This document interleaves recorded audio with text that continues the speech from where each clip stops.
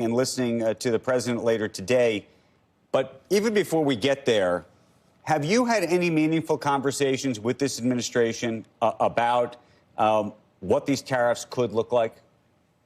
I have, Andrew. And first of all, thanks for having me on. And I always start every interview. Canadians love Americans. I love America. And they're just an incredible neighbor. And saying all that, I had a conversation last week with Secretary Lutnick and just told him how we feel. And it's going to hurt Americans. It's going to hurt American jobs. It's going to hurt investments. We've seen the market tumble. I'm sure it's going to start tumbling again today because people don't want uncertainty. Markets don't want uncertainty. And I've never seen anything like it. Attacking your number one customer, President Trump is, not the American people.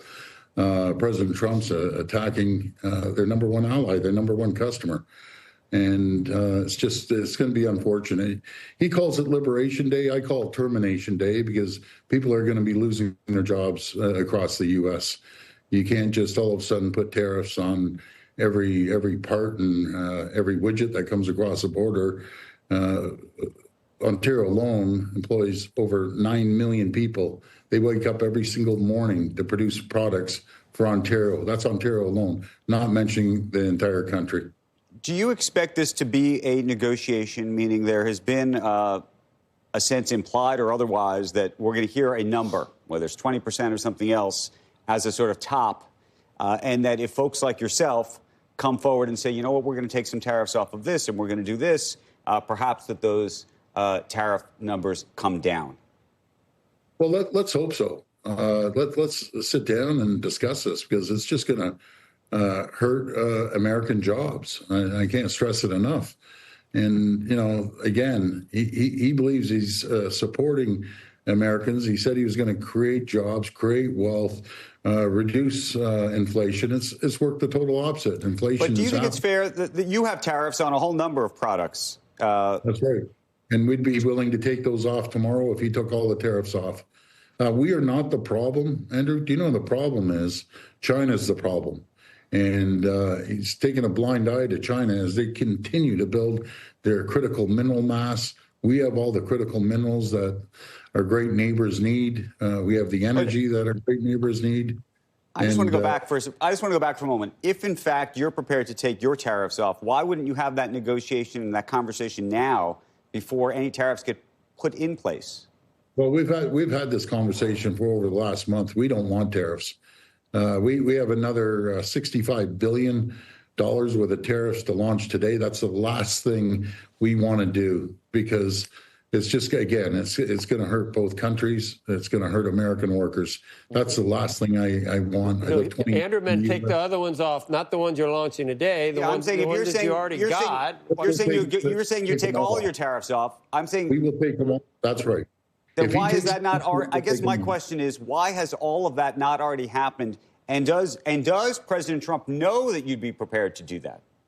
He knows, and Secretary Lutnick knows that we're willing to take these tariffs off like in the next minute if he said he's taking their tariffs off. So let's look at the auto sector. So how much of this then is some kind of theatrical dance between both yourself, frankly, and the administration? I mean, it sounds to me like if you're prepared to take yours off right now, he should be prepared to take whatever we would implement, and we wouldn't have this conversation. What I can't figure out is whether both of you are waiting so that you can say that you've both won in some way. Andrew, let me be very clear. We didn't start this tariff war. You know, a tariff on Canada is a tax on Americans. Simple as that. But you've already got tariffs, Mr. Premier. You say you didn't start it. You already have all these existing tariffs that you're willing now to take off. We're putting them on today, right? Joe, you've had these tariffs. I mean, we're getting tariffed on, the auto parts, for example, is a big part of our economy here. And right away, I had a conversation with the Prime Minister this morning, and I can tell you one thing. If he dropped all the tariffs, we'd have zero tariffs. We'd grow as I say, you can't unscramble the egg. You have to make a larger omelet. And I believe in the AMCAN fortress. Premier, this is the idea that you're prepared to get rid of all of your tariffs is exactly what President Trump wants. And by the way, he would take that as a win. I mean, I think he'd take this interview as a win if in fact you're saying, okay, we'll do no tariffs, because then he should do no tariffs. That's right. But right now, he's doing tariffs on the vehicles, right? So we're proposing the tariff, I should say. So it's just this tariff war between the two greatest countries is ridiculous. Again, we didn't start this. We want to build a relationship that we've had for 200 years. I thought you were going to come down and have some conversations about the USMCA and, you know, some of that stuff. Maybe that wouldn't be. You did have that. Was there progress? Is it possible to talk about? Joe, I thought it was a great conversation. We're dealing with very bright business people. There's no doubt. Secretary Lutnick is bright. So is the president. I'm not too sure if they understand the supply chain system between Canada and the U.S. It's so integrated. It's been that way in the auto sector since 1965, and it's worked. And we buy as many cars as we sell down there, and the ones we sell down there, 50% of them are made from American parts. Compared to Mexico, we buy 400% more cars in Mexico, 200% more than anyone in the world. Let's get back to growing our economy and strengthening our borders from China. As we're sitting here, China is building up their critical minerals and cutting the U.S. off. We have those critical minerals, and there's no one else I want to share them with than our greatest friend and ally. We had Peter Welch on, the senator from Vermont, earlier, and he pointed out that he's been talking to small and medium and large business owners in Vermont. It is obviously the largest trading partner, Canada, for Vermont. He pointed out how crazy it could get if USMCA wasn't followed under some of these issues. Like if you have timber that is sent from Vermont up to Canada to be milled and cut and then sent back, and it gets tariffed on either side of that. You could be talking about some pretty substantial changes. Are these conversations you have had with members of the Trump administration?